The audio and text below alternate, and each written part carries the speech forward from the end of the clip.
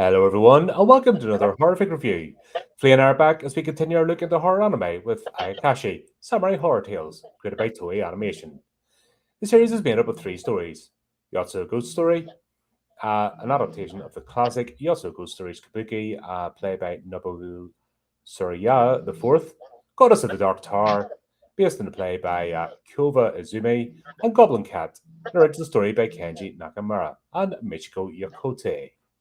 Here we are, second session of this. I had a lot of fun. These are really good. Yeah, they're three good stories. I've got to be honest though, I ended up being a bit disappointed with the second one though. The second half of The Wednesday. second half of the second story. Yeah, Lemon's death just wasn't bad enough. I'm sorry, but I don't think it's actually the story itself. I think it went into a strange tangent. I don't know. I don't. It's it. I don't. It feels for some reason it feels like there's a gap in it. It feels like it jumped ahead in time. I think they'll kind of ran out of time. I think I spent too long on the telling of the story itself, where the whole point of this was meant to be the story's effects and the curse was the actual real curse. I'm thinking Ringu. I'm thinking the same sort of vein as Ringu with this. Yeah. That people need the story. The story wants to be told, but if you're part of telling the story, you're part of the curse and you're doomed.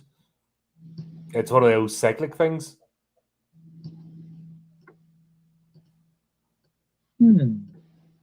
But anyway, we started the part two, and of course, the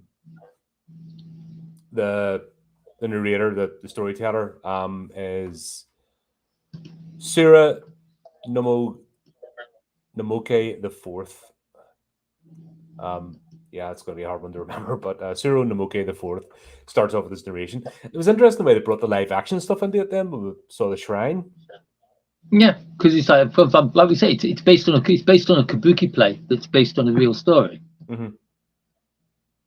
So it's like the fact that the shrine actually exists in real life. But it's just interesting the fact that they used live action footage and an animation. For this, I don't know. It just felt it's not that sort of art house thing, if that makes sense. It just felt a bit odd. But at least it was only slightly out of place. All these scenes of like fairly modern Japan mixed into a story that comes back how many 100 years ago? Yeah, he said which era it was. I can't remember, but but show her this, made you that. You'd have to like get a chart out of Japanese eras and like get the pen. Right. It's easy. It's the name of the emperor and the year of his rule. So it's like Meiji 3 is the third year. Well, unfortunately, that doesn't help when we do our dates like 18 this, 19 that, 20 that. Yeah, well, that's so yeah, I'd have to get a chart out.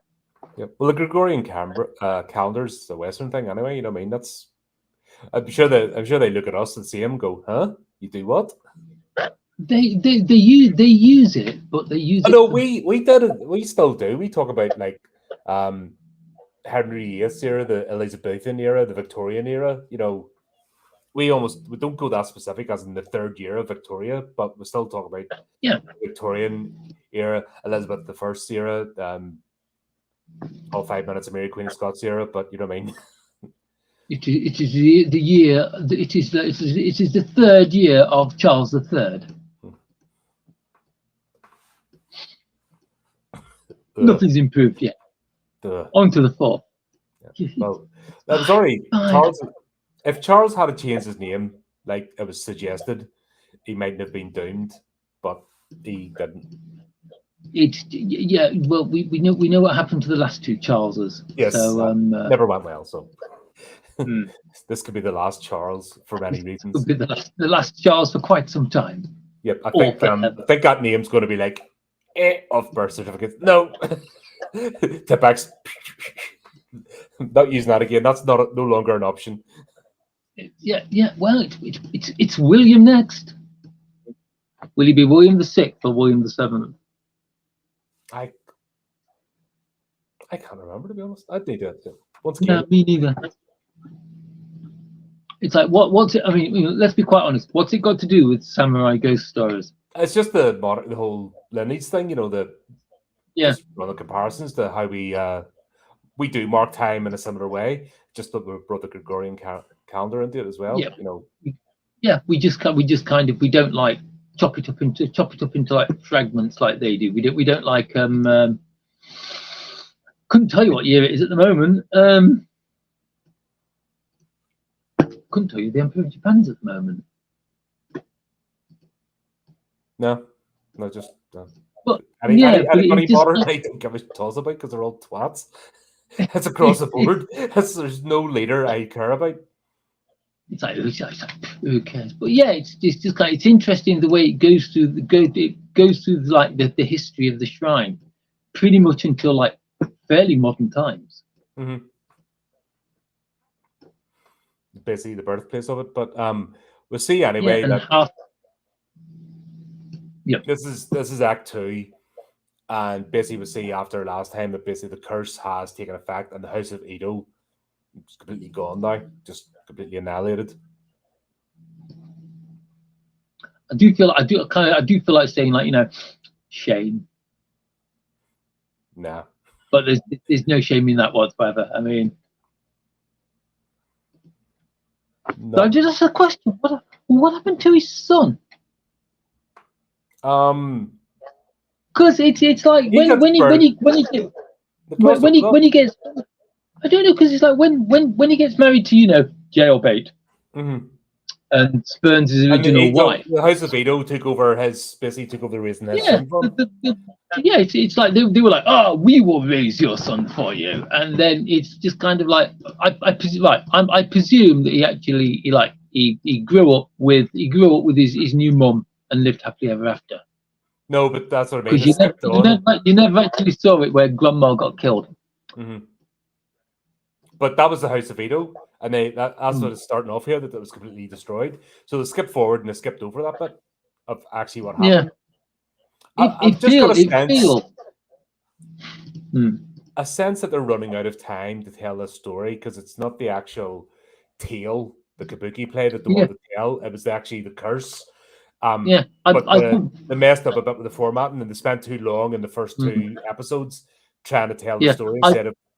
I actually wonder, because I haven't actually been able to find out, whether or not the actual play itself skips forward in time. Because it's like if you think about it, really, it's the tale of Lemon and what the curse does to Lemon. Mm-hmm. So it's kind of like it kind of makes sense that they focus on him and push everything into the background. But they've done it in a way that leaves you asking questions and wondering why they haven't shown this bit and that bit. So I think what they're trying to show is that he's becoming more and more isolated, and the curse is working on him. That I'm assuming by the fact that it starts off saying the House of Edo is destroyed, that his son was also destroyed with them. That was this madness that Lady Oya brings forth, sends him into madness. She can't physically touch or kill him, but she can drive him to madness. So I think that's what basically it's hinted at here, that anybody that's been around Yemen has been killed or destroyed, and it's by their own actions, by her inflicting the curse on them. Yeah, but why are people giving him grave markers? That was his mother. His mother's a bit nuts. His mother's like creep. Like that's mothers that do wrong things to their kids type. She is not a right in the head. Like wherever he goes in the next two episodes, there's always grave markers. They've always got his name on him, and there's hundreds of them. But that's, once again, he's marked, he's cursed, and that's what they're showing, that basically people are aware, and even before he reaches them, like Lady Oya has basically, it's not like she just disappears. She's attached to Yemen, so she's spreading her malevolence, malevolence past him. So when people are going to encounter him, they're basically telling him he's a dead man walking. He's a man marked for death. But it's just to kill him quickly. You know, I mean, that's not what she wants. She wants him tormented.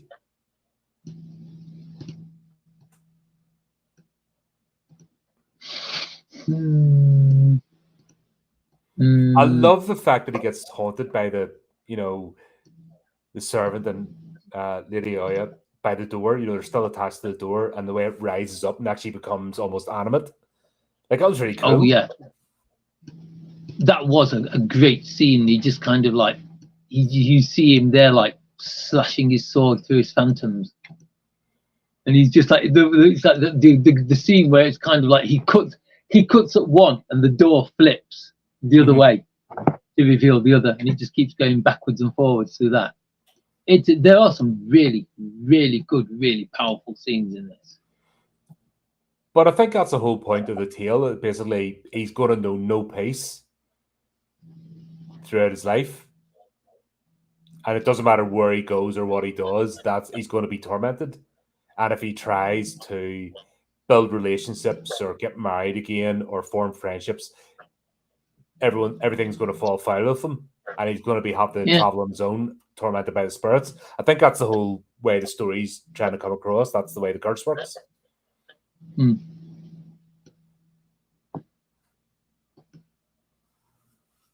Yeah. And of course, things have to come full circle. That's what they're building to, because obviously Osade and Nosuke have, still living as husband and wife. And he's basically saying that unless you actually marry me for real and give me a bit, then I can't honor bound act in revenge, seek revenge for you. How low is that? It's like I understand you're hurting. I understand you want revenge for your sister, but dead first. Yep. What a slime ball. That's not even healthy. Like, that's obsession. Yeah. Like, he's obsessed by her. He only wants her because he can't have her, if that makes sense. Yeah, it's kind of like it's almost the same as Lemon when he married Lady Iwa, because as soon as he was married to her, and as soon as they had a child, his eyes started to wander. No interest because he had one, so to speak, and yeah, that's it. Boom! It's like married, child, job done. Time to move on. And then, of course, we have Akuma from. Actually, this is Yaman's son, isn't it?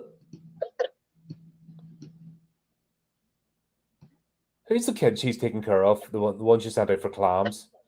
I got a wee bit jumbled up. Who was who?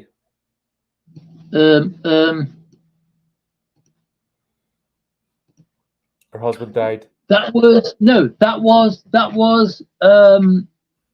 oh damn! Oh, that was right. You know the guy who was the guy in the cupboard, the guy who was killed and put on the opposite side of the door to Lady Awa. That's his son, because it's like there's the scene where she's sending him out, and it's like, oh, I wish my father had come back. Ha, your father's long dead, and then he has like poltergeist moment. And he's like, his father's spirit takes over him and delivers the fact that it was Lemon who killed him. I love the way that he couldn't eat until he sold all the clams. That was rough. Food in a bucket. It's like, yeah. Okay, you're not giving me dinner. I've already got food. Thanks. Go boil them up. Job done. But that's just easy. He wouldn't do that. He's a good lad. But yeah, he doesn't look at plot holes like that. No. But it was like, wow, what that poor kid. That poor kid. But he's kind of weird because he's like, Lemon did it, and then you don't see that you don't see any more of him, do you? You don't see any more of either of them.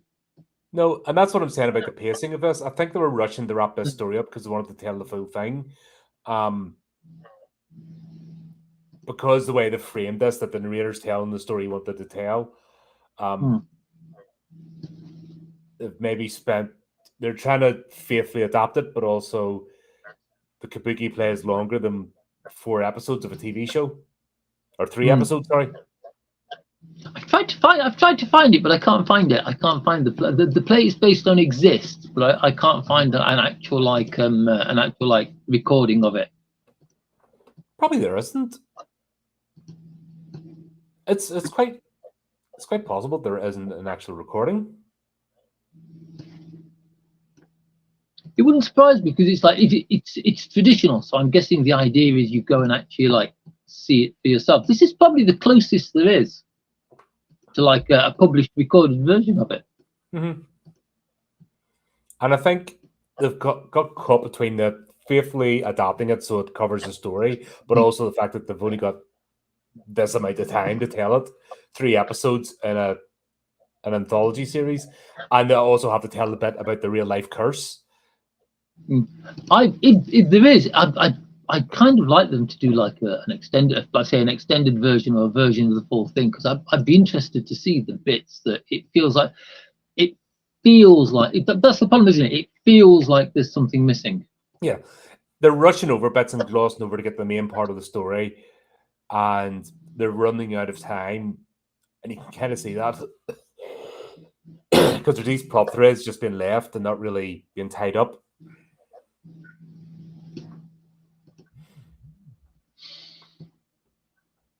That is very Japanese storytelling, to be honest. Mm-hmm. I mean, look at Boogie Pop. Yep. When you look at loose plot threads, you always go to Biggie Pop. Or Paranoia Agent. Yep. Well, that's just an acid trip, let's be honest. I've never even taken acid. I don't know what he was smoking when he did that, but can I have a puff? It's like, oh dear. That was a fever dream. that was yeah. Everybody should see, mind you, everybody should see Paranoia Agent at least once. Then we get the kicker that Osude's husband is still alive, and Nosuke actually killed the wrong person. But nobody knew, because he mutilated his face. Yep. And who walks into the happy marriage but the husband, the missing husband, with the excuse that he was doing something else and sent one of his servants out dressed as him to take a message. Got to be honest, I was slightly what when this happened. That's what I'm saying. This is where they're almost like rushing to tie up loose ends. Because Osude then has no obligation then. Yeah. It's kind of like it's almost like a thing in Japan. It is, believe it or not. Yes, it is.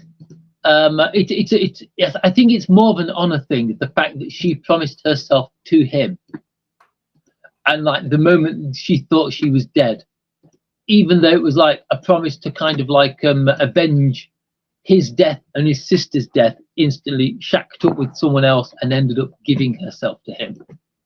So it's more of an honor. I have disgraced you kind of thing, than a oops, I've married someone else while I'm still married kind of thing. Because you have to think about it, back then, marriage was just a word. Mm-hmm. It's like there was no paper documents like there is now that you have to sign and stamp, and it's like it was literally marriage was just a case of two people going like, right, okay, we're married now. And obviously, the higher status meant the more formality, because it was joining of houses. Then that makes sense why she hatched her plan, but It's just like after the one night she finally gives in, no, he pops up. And it's you're like, oh, yeah, it's like the plan is weird. The plan is weird because it's like she comes out, she says, I'll take him into the back room. I'll explain what happens. Everything will be fine. Comes out of the back room, goes to Nasuke, and she's like he's too dangerous to be kept alive. He knows too many things. It's like we must kill him. I'll go back inside. I'll go inside now. I'll give him some sake. Get him drunk. Then when the light goes out, spring in from behind the panel, from behind the side door, and kill him. and then she gives I'm like, to her husband. yeah, I'm like that. That's weird because she's madly in love. She's madly in love with her first husband. Mm-hmm. The only reason she's like shacked up with this guy is so that she can like get revenge on the person who killed her first husband, which is oddly enough him. And she goes back inside and it's like, I love you. I've always loved you. Let's get rid of this idiot. I'll give him some sake and get him drunk. And then when I blow the light out, you leap in through the door and kill him. And I'm kind of like, okay, these two guys are going to like kill each other and she's going to be laughing all the way to the bank. Mm-hmm. Is the way I saw it. Yeah. Because I thought this is, I mean, she's obviously like quite a devious person. And it just came like, yep, she's going to make it so that these two look like they've killed each other in a fight. Or and then winner she's going takes all, she'll go with the winner sort of thing. Yeah. But yeah, I did not expect it. I did not expect it to go the way it did. No, but basically, she wanted to be killed. You know, she wanted to end up because of, like you said, because of her honor. She broke her honor, and that basically that is it. It's like she's wronged her husband for going with this bloke. She's wronged this bloke who is now her husband, wanting her first husband back. Someone has to pay for that. She pays for it with her life. She pays for it with her life. The light goes out, the panel drops, the door opens, the two men jump in, thrusting forward with their swords. Each one of them feels the sword go through someone. They switch the light on. Ha ha! You're dead, you piece of... She's lying there in a pool of blood. And I think she saw it the only way that she could get out of this honorably. Yeah. The only way. Her honor is all that mattered to her at this point. She has.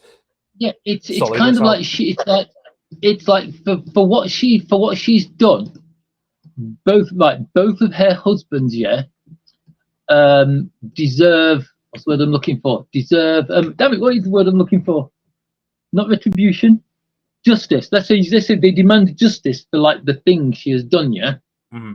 So she gives her own life to serve them justice. And she's no love.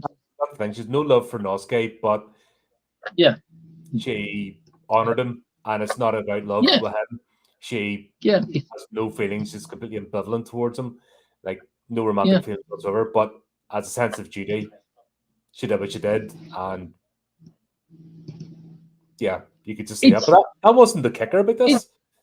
I'm gonna say so far that bit it'd make a fantastic like tragic story all of its own. But it's like that is not the kicker.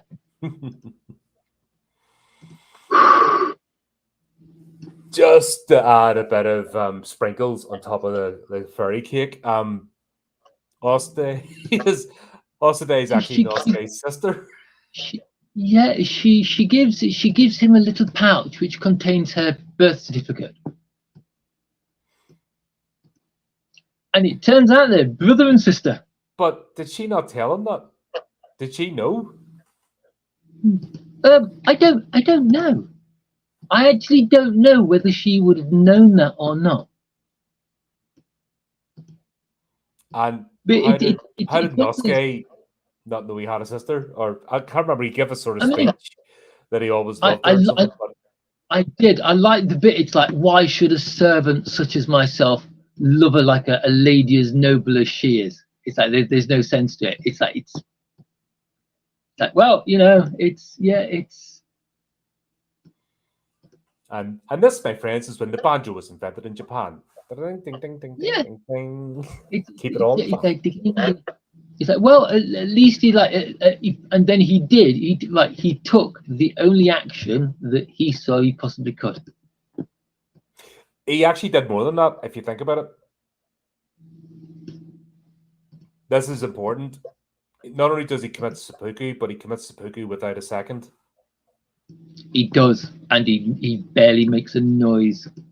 Do you know why? Do you know in seppuku? Do you know why they have second? Do you know why they have a second? Because gutting yourself is very, very painful, and it's not a pleasant way to go.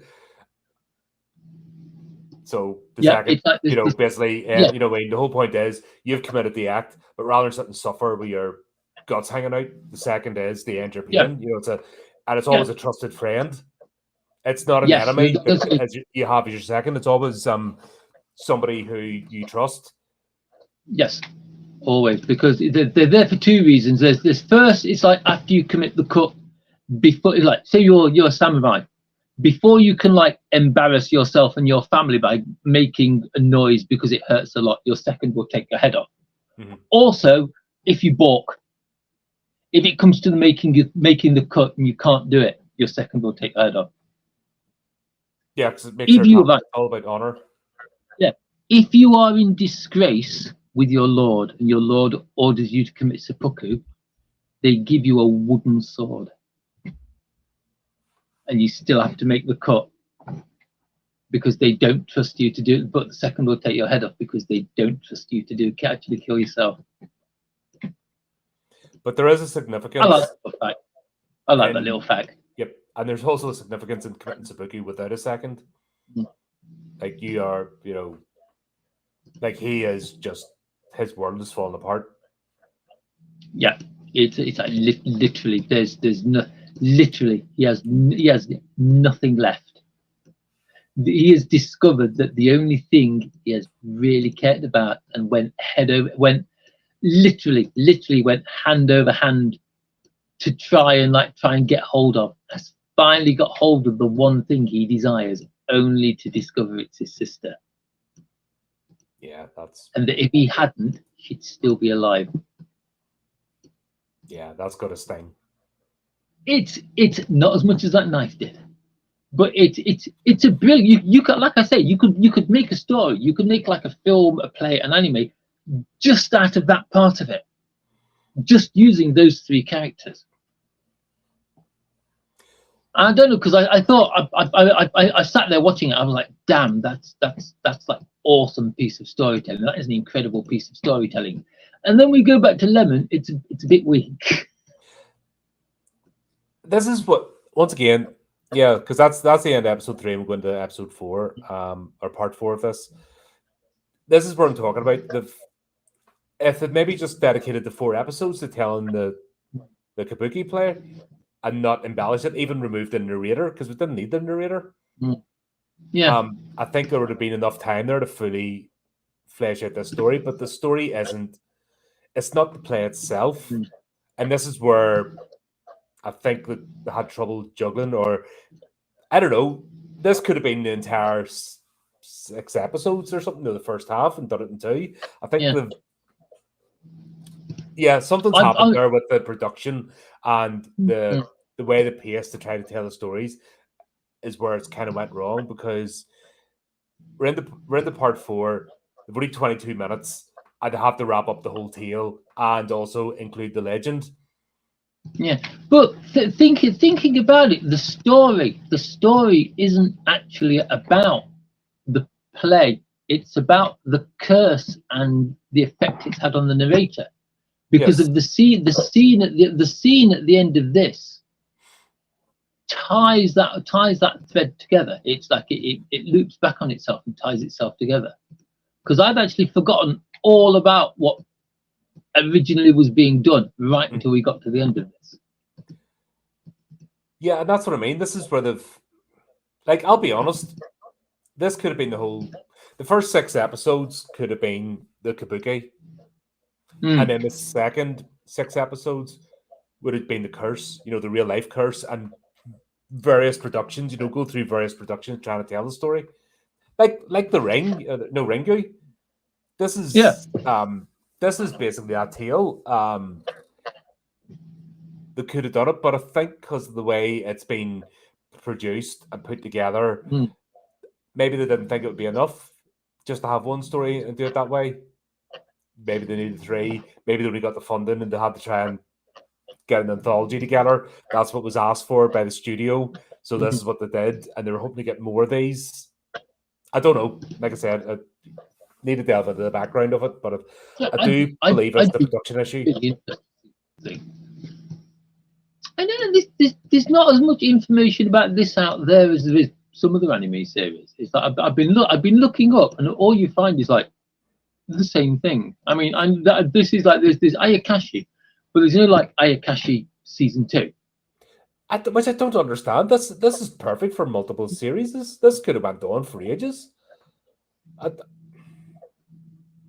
It's almost. I'm wondering if it's like, because these are all like kabuki plays that were written in like the God knows 16th, 15th, 16th, 17th century, hundreds of years ago. I'm wondering if the whole purpose of this is just to try and bring those stories to a more modern audience, to get them interested, so they actually go and like look at things like this in real life. So I would, well, I don't know about other anime fans. I'd happily have a lot of these kabuki plays adapted. Why not? We do it with Shakespeare. You know what I mean? Yeah, well, Shakespeare's everywhere. Yeah, but I mean, Shakespeare. It's been adapted. Oh yeah, Shakespeare is worldwide in every language you can imagine. It's like literally every country in every continent. There's probably a Shakespeare play running at this moment in the language that is spoken there. Yep.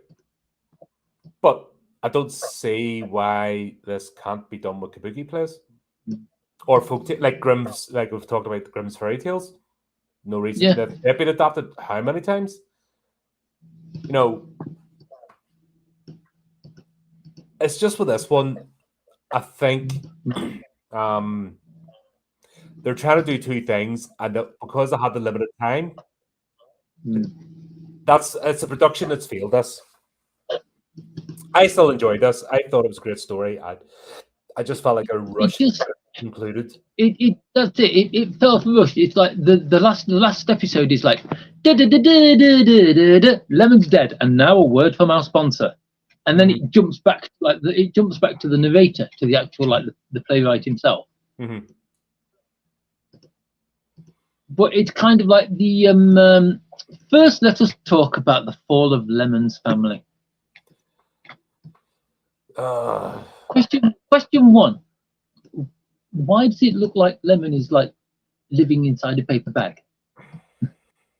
It's strange, wasn't it? It's like, I think it's because of his fever dreams. I think when he was getting haunted, I think he was found out in the marshes and in the middle of like a fever dream and was brought to the temple. It's kind of like he wakes up from the middle of this dream where he's being haunted by his wife and various other people, and he kind of like grabs his sword, smashes his way through a paper wall with his sword. I love the way his mum's just kind of like clicks her tongue and looks annoyed, and there's a couple of priests and other people in the room who all turn around and look at him. Why do these dreams always happen at this time, or words to those effects, he says. So it's kind of obviously a regular kind of occurrence. Is this something that we need context with Japanese culture? I don't know. Why would you end up in it? Like, what is that? That has to be something specific. And for it to be in a temple, like, are they waiting for him to die? Is this how they treat him? Do they think it's spiritual?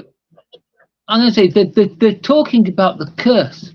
So I'm assuming that the writing on the wall is some kind of like barrier, something to stop the curse. To prevent is this an exorcism? I don't think it's an exorcism. I just think it's kind of like I honestly just think it's some kind of like spiritual barrier that they've put up. To stop her getting to him. Yeah, basically to stop But the curse, and the curse is inside him, so that's not going to work. Because it's like, is this a story about insanity? No, it's definitely about a curse. It's definitely about Lady Io's curse and someone who's been wronged and the revenge that she's, basically. If you think of The Grudge, sometimes an act is so heinous that it actually manifests into a demon. If that makes sense. I'm gonna see that in the next one with the Goblin Cat. It's basically sometimes an act could be so egregious that it actually manifests into an entity. Oh, And it's the old. I think that's what they're talking about.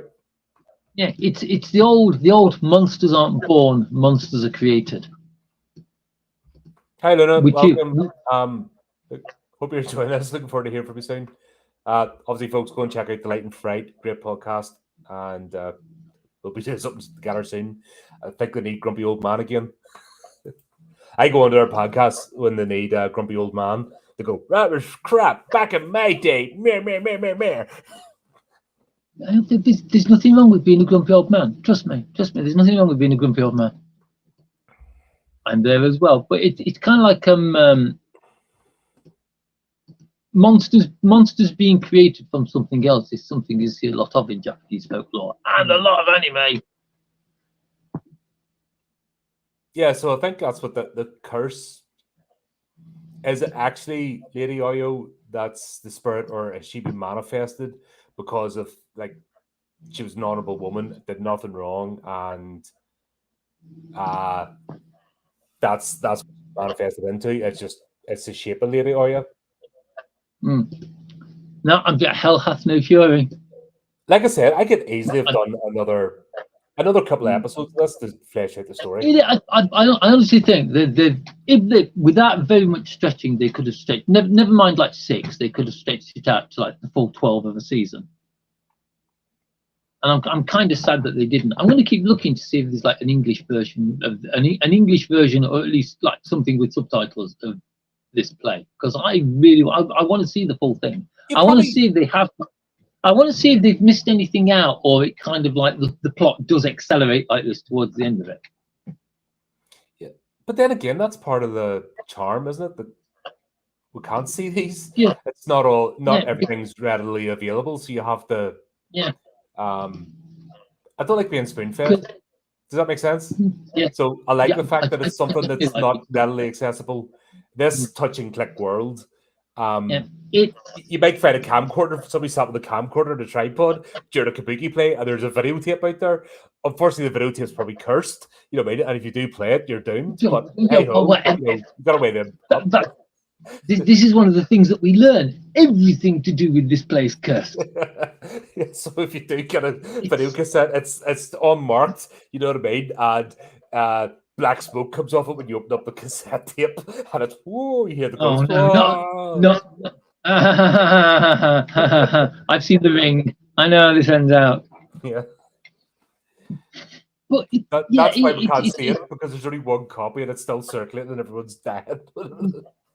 Damn it! Oh well, it'll be my turn soon with a bit of luck.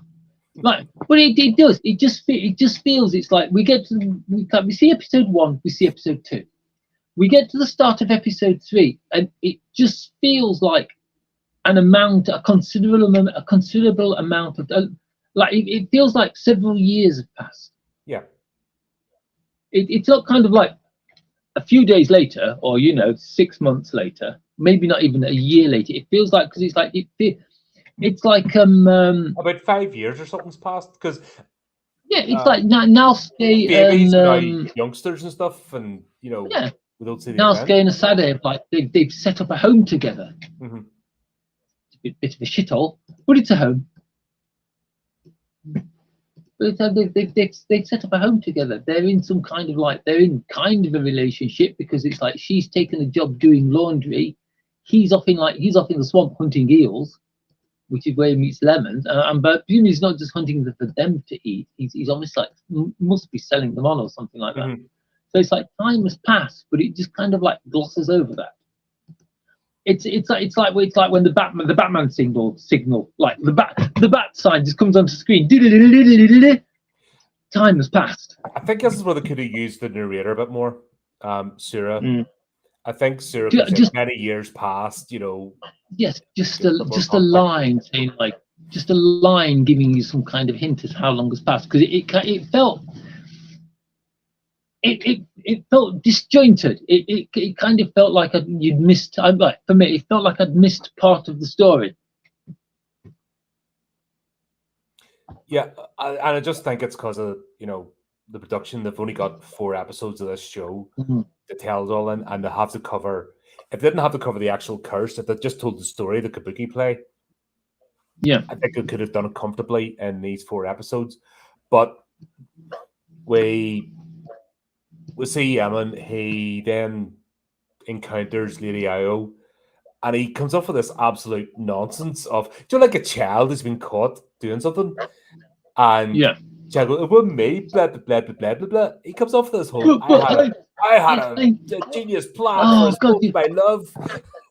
Yes, I had to marry this. Like, I had to marry this piece of jailbait because her grandparents belonged to this clan, which had put me in good standing with their family. And then like I could have got rid of her and stayed in there. Everything was for us. It'd be amazing. We'd have the most amazing life ever. That's not the way he treated her. So yeah. Despite the fact, you know, she drank butch. She drank poison. She was she drank poison. She was hideously like deformed by the poison. But even before the psycho kid, you know, decided she wanted him, he was treating her like shit anyway. Yes, so no, yeah. Like I said, it's like a wee child going, me, but I really meant to do this, me. Like when he grovels at her, like, and he's expecting her to believe him, and you're like, nah, mate, nah, you're an idiot. Whatever happens to you now, you really deserve. Hell hath no fury. I'll say it again. Yeah, but at least own up to, like, no, I never loved you, blah blah blah, or at least own it. Right. I'm going to be honest. It's not really my kink, but I did enjoy seeing him grovel. Watching Lemon, who's like this big tough guy, orders everybody about. Everybody does what he says because they know they're in trouble if he doesn't. Just like groveling to this ghost. He's a bully. He's a 100% a bully, and I despise bullies. And that's just watching him doing that just shows what a bully's like when somebody stronger comes along. That's yeah. I mean, I'm going to be quite honest. I'm sitting there watching this, and I'm like, that's not going to do you any good, mate. You're in for a messy end. Yep. And this is after years of torment, so it's she finally reveals himself. He's basically driven to distraction anyway. Yeah, Choba, he doesn't last too long. I love the way they pull their swords out and that's expecting to be able to do something, and it just is absolutely useless. And is that not a whole thing of, you know, like the samurai, you know, as they are their swords? Yeah, and for everything. But then again, look at modern horror films. How many people pull their guns out knowing that the gun isn't going to be their slightest bit of use of whatever's in front of them? What was it we were watching? Terminator Zero?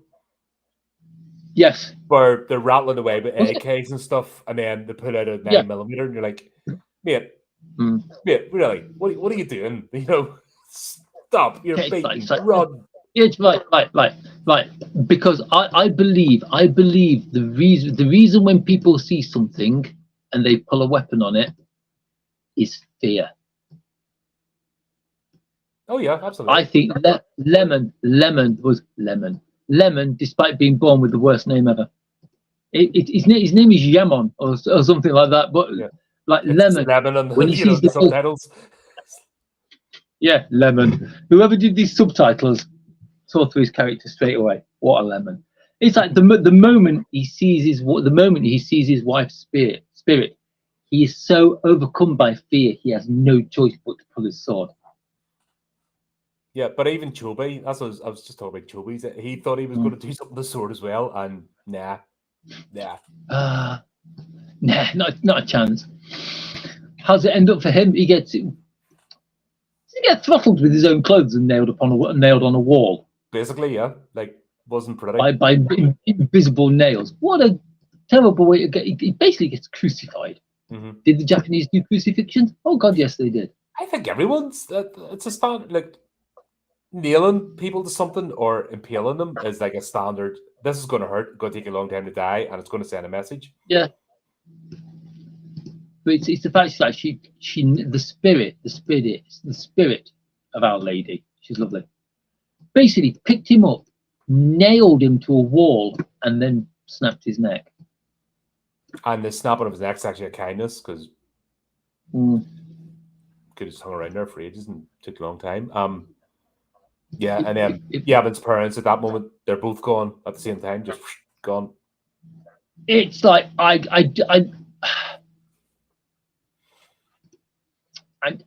know his mum wasn't the nicest person, and she was a bit of a cow, but I think she deserved a better ending than that. But then again, is that the whole point? Is this not the warning? Don't put things into the universe that's going to manifest into a curse. I think that's the core of Japanese storytelling as well. Curses are. But you think about European folklore, like the most feared thing in European folklore is the gypsy's curse. Do you know what I mean that's a thing from over this side of the pond? This part of the world is getting cursed by the old hag or the gypsy. If you carry out actions that invoke that land, it's the whole thing as well. You know, it's the two sides of the story. Don't throw curses around blindly. Be careful what you wish for. You know, it all ties together. Everything in horror ties together about don't be an idiot. You know, that's the whole point of the genre. Is basically saying you just watch what you do, tread lightly. You know, your actions have consequences on others. Do you know that whole thing? You know what I mean? That's what all these warnings are about. It's trying to teach people how to be social. If you are that egregious that someone will invoke a curse against you and mean it, then stand back.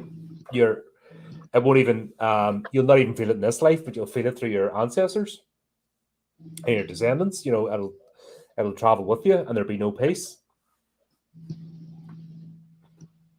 And I think Yaman's actions were that egregious, and his behavior towards his wife, who's nothing but honorable to him. And if it was a marriage of convenience, as a dutiful wife, she would have went along with it. But it wasn't. He was just hateful and basically a bully, and was seen that throughout his actions with not just her, but other people, and she witnessed that. And the fact that his family, you know what I mean? Because you're a product of your raising, aren't you? Yeah. So his family raised him to be that way, and he was never checked. So he was never taught the temper. Still, though, being ripped apart alive by a horde of rats while you're still standing up. Yeah, that's. Rats don't mess about. Yeah. Before that, the bit where his dad comes in and says, like, "Why did you kill these people?" And it's like, why did you kill your wife and your new wife and her grandfather? It's like, oh, it was Lady Howe, it was my curse that did it. And his dad just goes like, "I'm disowning you." Turns around and walks out, and he's just like, "Yeah, fair enough." Yep. It's like that. Okay, yeah. Dear. But yeah, and then it's like his mother's dead. He bursts outside, and his dad's literally hanging from the rafters. Even though he did the honourable thing, but then again, it's down to he let him indulge himself up to this point. You know what I mean? He was indulged. He was allowed to be. So they're just his part. Yeah, I'm gonna say his family knew he was remarrying. He did nothing about it. Mm-hmm. And So even his yeah, other behavior, you know what I mean? We've seen it, the fact he kept, God, who do you call him? The one that nailed the door, like, kept him in a room closet. You know what I mean? oh He clearly, the guy yeah, was a yes. tyrant, and you don't get that way by accident. You have to be enabled. No, You know what I mean? You can be no. the most It's like hateful person, and he people don't take you seriously. But if you've been enabled to be a tyrant, then and his parents I, enabled him, so if he'd have like if it wasn't for the fact that he'd been made a Ronin, if he'd have become a samurai lord, he'd have been like the guy in the first story, mhm. waving his fists and his sword about, screaming at everybody until he got what he wanted. Yeah. So, and then again, the Lord, you know, that's who he has as his retinue. That's who he picks as honorable samurai. You know what I mean? Someone like Yemen. Mm. Then obviously the Lord deserved his fall. It's all connected. You know, that's the thing about this storytelling. If you sort of pick it apart and you see the lessons, you can see how it all, like, and it's back down to honor, and it's not just thinking about yourself; it's thinking about your family and your legacy. Yeah. The father shared the blame, even though Chobei, you know, basically, or sorry, Kenshiro disowns him. It was too late. He'd already gone too far, so he wasn't getting off that easy. The crime had already been committed. Who was Yamashiki again? I almost got a bit blindsided by him turning up. Oh, right. He, although he looks completely different, is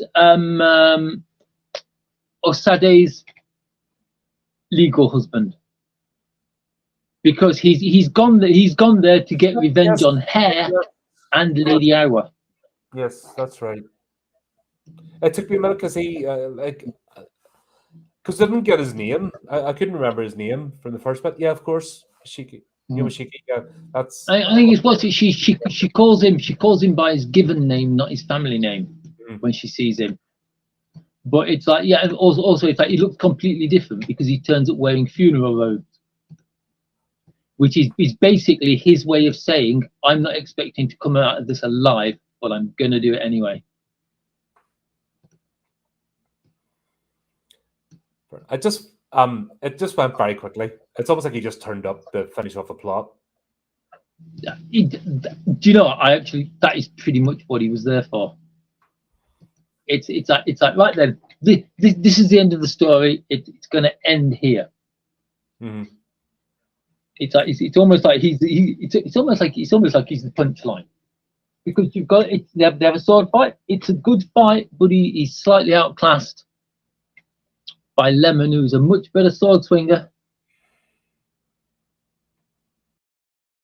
But unfortunately, he has a curse against him. Mm-hmm. That's always going to give somebody the advantage by not having a curse against you. Yeah. This is where it goes a bit strange, and this is where I think this should have definitely been expanded by a couple of episodes. Because then we'll go to the end of that, and then it's almost like a director's cut, you know, stops, and then Sura chimes in again, goes, "This was one of the endings. However, when I did this version, I changed the ending and showed the other one." Yeah. Because it's like I'm gonna say, because it's like Lemon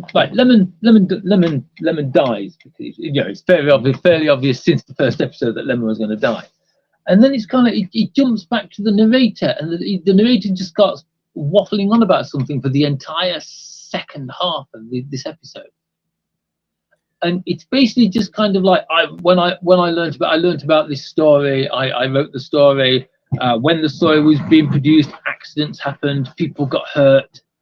People came down with the diseases, people died, people had heart attacks, people fell off the stage and broke their necks. Yeah, okay. See, I think if it had been fully fleshed and that was an episode of its own, I just think this needed more time. That's his biggest thing. It needed more time to do the both, or just cut out Surya completely and just reenact the kabuki play. One or the other. Yeah, it just felt weird from going to this pretty good, pretty effective story, and it's just like, yes, but this is nothing to do with the story. It's all about, well, it's like it's nothing to do with the story. It's to do with the curse and how kind of like the curse seems to have attached itself to this play, and every company that works on this play, everyone who takes part in this play or anything to do with this play attracts the same curse. And it's like, do you know what? I'm pretty sure he mentions there's a movie of this. I'm pretty sure he mentions there's a live action movie of this. I don't know if it actually exists or I'm gonna have to go back and watch the last episode of this bit again now, just to see if it is. But it's just kind of how can I put it? It's all rushed and it's tacked on at the end. I know he's given hints, but I don't think this bit was necessary, especially in the short period of time that we had. Like we lost the story itself because of this added element. I'd forgotten altogether that it was actually a story about the playwright and the curse, rather than a story about the curse itself. I did like the bit at the end though, where he kind of like, it's almost like he steps into the play, and he has a conversation with Lady Awa. Yeah, basically 180 years later, he's decided enough's enough. He has to do something about it, and he's been forced to watch. But once again, that could have been a whole story on its own. Him being forced to watch as people told us, and how do you break the curse? Do they need to actually get to the end of the story and tell it? You know what I mean? The whole thing about curses is there has to be a way to break the curse, or else the story doesn't work. There has to be a way to satisfy the person that led the curse. If not, then there's no point in it. Yeah, but we don't actually find out if that happens or not, because it's like he's talking to Lady Awa, who's there, like spirits floating in air, as beautiful it was as what it was when she was alive. And then this just kind of he's like instead of haven't you had enough revenge? Isn't this enough? Instead of torturing these people, torture me instead, because as the person who's like kept your story going, I am the person who's kind of like perpetrated this. I'm the person who's made the curse continue after the death of everyone you wanted to curse. It's my fault. Blame me. And then she just kind of like goes, ugh. That's it. And that's the end of it. Like I said, it was just they could have just taken all that out, expanded the story a bit. If they only had the 4 episodes to do it, just tell the story and don't skip over a lot of stuff. You know what I mean? And leave out the whole Surya bit, or tell this as a set. You know, expand the whole thing out and tell that as a separate thing. Surya's journey. Let's do it. However, I still enjoyed this. It's still good storytelling. It's. I was enjoying the kabuki. You know what I mean? I was enjoying it. I was enjoying the way it went. As always, it's hard sometimes to keep track of the characters. Yeah, I was enjoying it up until like the part in episode 3 where it felt like we jumped forward a substantial amount of time without any explanation, or without any explanation, or without any indication. That's where Surya would have been a useful tool, a narrator. Like a play. When the narrator comes in and tells, many months, way back messages ago. In between each scene change, you know what I mean? You got a bit of narration and because it's like you say, after that moment, it just felt rushed.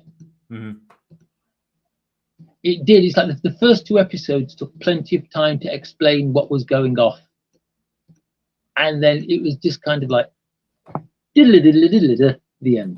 I think because of this, part 4 and the actual curse bit. That's a bit. The 4th episode should have just been the end of the play, done. Yeah. And even just up to the point where Sura sat down his pen, and told the story. That would have been even a good ending of just setting down the pen. But once again, though, they're trying something different. And I can't argue with people who are trying to do something different and just break the genre. Does that make sense? No, I agree. Yeah. Because this is the point. It doesn't always land, but if you don't try new ideas, if you just keep doing the same formula over and over again, we'll never get anything different. This is something different. This is an attempt at a different 2-level storytelling. It's a different style of storytelling. So I have to applaud them for that. You have to. Yeah, I like the idea. I like the idea behind it. It just felt, like I say, it just felt rushed at the end. The more I'm looking at this, the more these could have all been 4 episodes and just a series, continual series. I feel like these 3 stories are crammed in, and they're not big enough to be films, if that makes sense. It's that strange thing between a short story and a feature film, where it's not quite one, it's not quite the other. Do you know those type of stories? I think the last story, because of its pacing, would struggle to be longer than it is.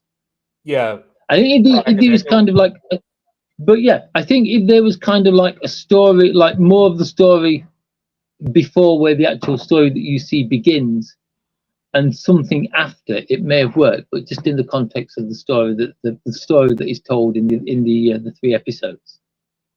Well, that's why it's a 3. No, wait, the first 2 stories are 4-parters, and this one's a 3-parter. So it's kind of sad because I think the last one, I think Bakaneko, is probably my favorite. It's the one I enjoyed the most.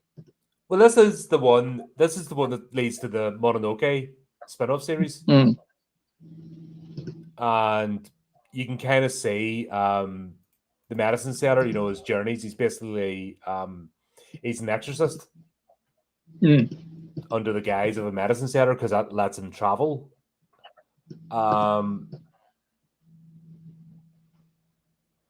Yes, I know the spin-off series, but I didn't actually know it was a spin-off. Mononoke. There you go. That's why we do podcasts, because we can actually learn stuff as we go along. Yeah, see, I've been watching this stuff. I've been watching this stuff for decades. I've learned something because of this. There's Chris on. Hey, mate. Oh, we had fun. We did a watch party yesterday with Big Trouble in Little China, and it was a lot of fun. Oh God, yes. Swearing at the ads wasn't fun, but the ads, part of the show.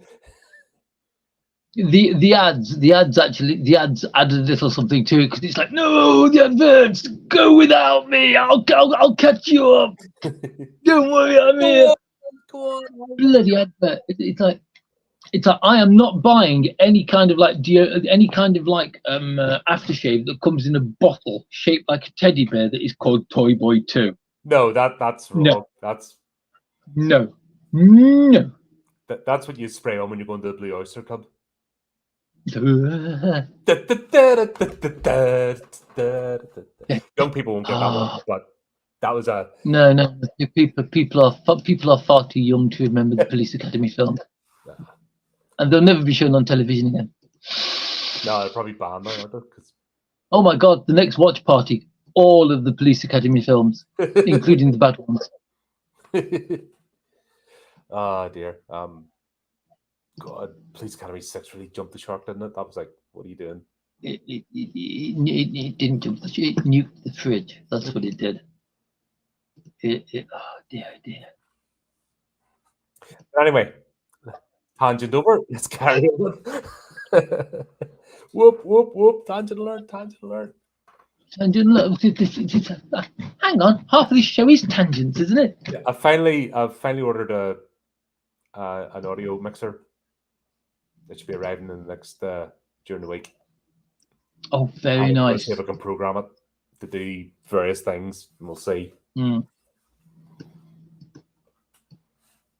I'm at sure here. if you ask Angie, she'll let you have the tangent in it from IMT. Boop, boop, boop. But yeah, Becca no go, Yeah, Demon Cat. Interesting style of animation. If you've watched the oh my god, what was it called? The series of comics I've been covering in Horrific Tales. The Edge. Yes, I've got to be honest. When it first popped up, it reminded me of Yellow Submarine, the Beatles film. Just like the colours and the general style of it, I was like, ooh. But it's almost like they put a. If you looked at the animation, it's almost like there's a screen over the front, like a mesh. Yeah. It's almost like the proper crisp, clear animation, and they've put this over the top to make it look cracked, as if a cracked page of a comic.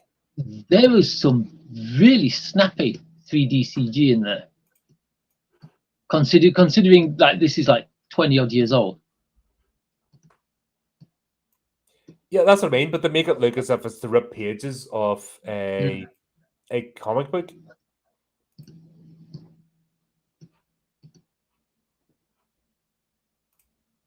Sorry, I'm just looking up while we're talking here. That's right. It was good. It was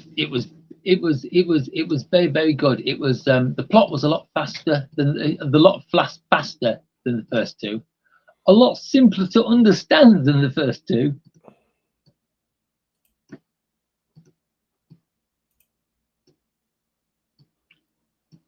Young lady is getting married. She doesn't make it. Yeah, it was such a weird thing. The Beyond. Oh my god, I'm an idiot. So, in Horrific Tales, I've covered a comic series called The Beyond. The werewolf strikes the Valley of the Scaly Monsters and the Keeper of the Flames. And it's that sort of animation style I've used for this. So it looks like the pages of a comic book, but then they've done like 3D. They've done like 3D animation, but then they've also put a filter over it, so it still looks like ripped pages of a comic. It takes a minute to get your head around. It does. It was about halfway through the first episode before I got used to it, because it was just kind of like this is. The other two stories are quite traditionally animated. It's like they don't look like stereotypical animation. Really, really tiny noses, small mouths, huge eyes, heads that are out of proportion. It's really well animated, and the proportions are bang on. This one, it's almost kind of like a caricature. Well, it's that style of, it's comic, because when they do the stills, it's a comic book. It's a 1960s comic book. They've then animated, but then they keep the same file they filtered over the animation. So the animation is really sharp, but then the filter over the top to make it crinkly again. Is that a word to use for this? Crinkly? They've made it crinkly. I'm going to go with that because it is. I don't know, but it is now. You can actually feel as they're moving the pages rustle as if they're in a comic book. Yeah. Trying to come out, moving in the comic book pages. I liked it. I have to say, it took me a minute to get my head around it, but when it did, I sort of got what they were. These are the frames in each of the pages, and the characters are just operating inside it like they're little rooms or boxes. Like they're bursting off the page. It's it's something different.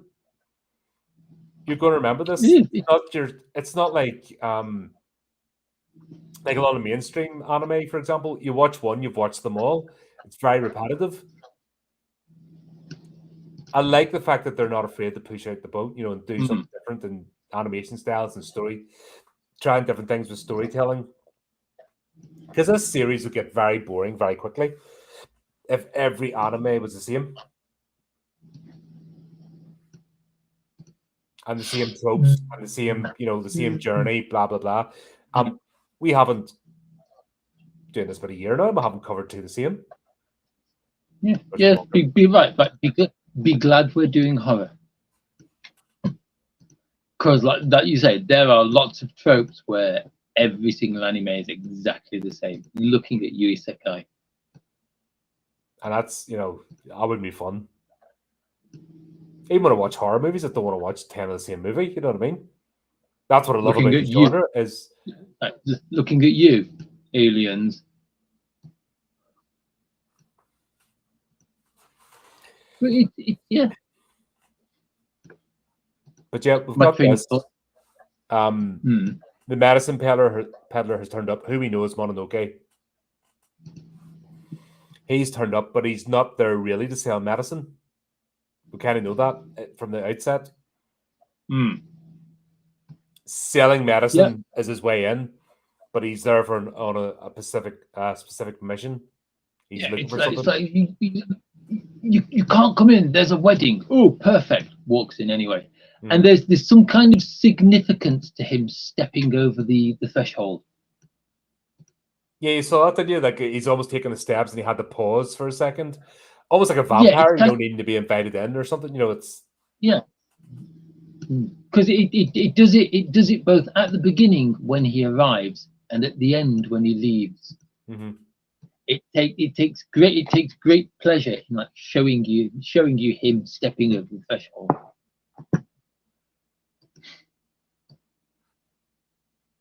I haven't watched the series, obviously, but I wonder if that's a trope. I don't know. That'll be something to explore. But yeah, so the man arrives. I love the way he's able to go into if you want to go anywhere, you go to the kitchens or you go to the smoke room where the servants are. If you want to find out what's going on in the house. It's the same in any genre of any film or series you have ever watched. Real life. There's always a scene in the kitchen. You want to find out what's going on somewhere, you go to the break room or you go to the kitchen. Talk to the staff. You don't go to the main house. You don't invite yourself in. You go in the back door and you sit with the real people that have to do the stuff day by day. And I just love Mayo's, is it? Yeah, the young one. Ko. Yeah, Ko. Her character is a lot of fun. She has a gossip. She's the best character in this. I'm so annoyed that she didn't go off with him. I know he's playing the lone wolf figure, but if he ever needed an assistant, that should have been his assistant, his apprentice. Well, look at Vampire Hunter D and Doris. Doris never went off with D for exactly the same reason. He's meant to be the lone wolf, but then look how it turned out. Yeah. I just felt there was, but anyway, I love the way Kyle goes straight to, if you could give me a little something because my lord has a problem getting it up, and he might not be able to contribute his marriage. Yeah, it's like, and I want my lord and my new mistress to have a good time and not to be in a bad mood. He's like, well, it just so happens that in the trunk I'm carrying with me, I just happen to have whisper. Turns bright red, blushes. Ooh, show us then.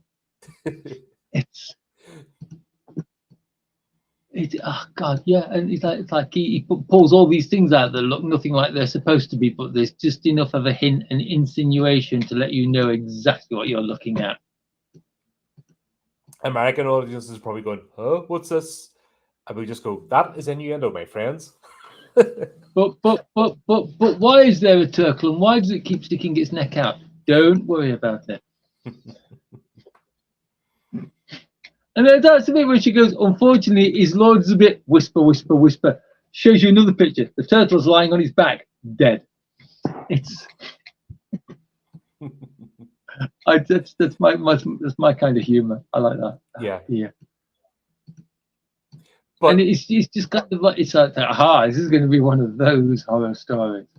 But it's not, because it goes fucking dark very, very quickly. The last episode, oh my God. Whoa. I guess does not hold back. But poor Lady Mayo, she's just going to get married, and then she just gets stabbed. Yeah, Like that's just before she even introduces herself or starts the ceremony, like that's it, dead. yeah. She's leaving the house to be taken to a groom's house where the wedding will take place, and she just gets killed on the doorstep leaving. Wow, it's And the whole house just falls into disarray because polite society, it's all about, oh shit, what do we do? Uh, if we do this, we'll be dishonored. If we do that, we'll be dishonored. Blah blah blah blah blah blah blah. like Not the one. one thing. Yep, the one thing you must never do is tell the groom that his soon-to-be wife is dead, because apparently that will dishonor you. Yeah. What are you supposed to do then? Don't tell the bride's family that she's dead because that'll dishonor you. It's like, hang on a minute, we are the bride's family. Yeah, But it's they're like go not and though, get because she go didn't and get become the the bride. She doctor. didn't make it that far. Yeah. That's the Go and problem. get the doctor. No, don't go and get the doctor, because if they see the doctor coming, they'll know that something's wrong. Um, yeah, this is Japanese middle honor is class great. society. This is middle class arseholes, isn't it? It's yeah, it's middle class society. The world over. Oh no, I'm going to look bad. Not the fact that somebody's dead. You know, the important thing is that somebody's dead for no reason whatsoever. That's a It's tragedy. like keeping face is more important than the fact that your own daughter is lying in a pool of blood. Yeah. And that's what this whole first episode, just everyone going, yeah, just make. I don't know whether it's deliberate to make them look like you're going to be sympathetic towards them. Or is it just a holding the mirror up? You know, we've talked about this before. That anime has been the only way in Japanese society that they've been able to question their society. Yeah, If that makes sense. I think we've yeah. mentioned this a couple of times that the only way is through this sort of medium. It's the only way that the Japanese have been able to actually question what their society is about and the rights and wrongs of it, because the openly do it is, you know, dishonorable and leads to harsh repercussions. It's not allowed. It's frowned on. But yeah, it's just God. Honestly, these people, and he's like, I can help. I can help you. Wait, how can you help us? How do we know you're not the murderer? Quick, search through everything he's got in his box. He's like, what's this? It's a children's toy. What's this? It's something else. They didn't need help trying to work out what the books were. Yeah, that was a but it was interesting Like, because this is the only bit what's the this? comedy. The only bit the comedy's in the first episode. Yeah. After that, there's no comedy anymore. It's pure darkness the rest of the time.